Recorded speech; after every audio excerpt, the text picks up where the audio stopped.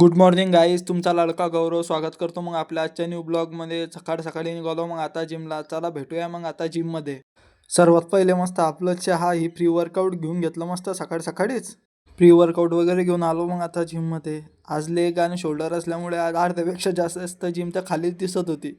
आज आपला shoulder day होता. मग काय घेतले मग रॉड आणि सीटेड बारबेल प्रेसचे 3 सेट मारता मारता इतके घाण शोल्डरमध्ये पेन झाले ना, तुम्हाला काय सांगा राव. मग सुपरसेट मारायचा होता. मग केला असता डंबेल फ्लायनं. मग विदाऊट रेस्ट घेता डंबेल फ्रंट रायचे सेट मारले. बट हे मारून आई शपथ अशी कंडिशन झाली होती ना, असं वाटत होतं का जसं आपल्या बॉडीमधून आपला जीव जातोय की काय बाई. मग त्याच्यानंतर सीटेड बेंचवर डंबेलचे 3 सेट मारले मग फटाफट आपले. त्यानंतर मग केबल फेस पुलचे 3 सेट मारले आणि हा आपला आजचा शोल्डर वर्कआउट केला मग खतम.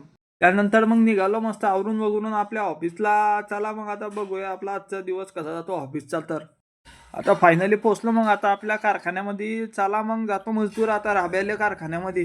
चला भेटूया मग आता संध्याकाळी. आपला जेवणाचा ब्रेक होईल होता काय. मग निघाले मग दोन्ही मजदूर जेवण करायला.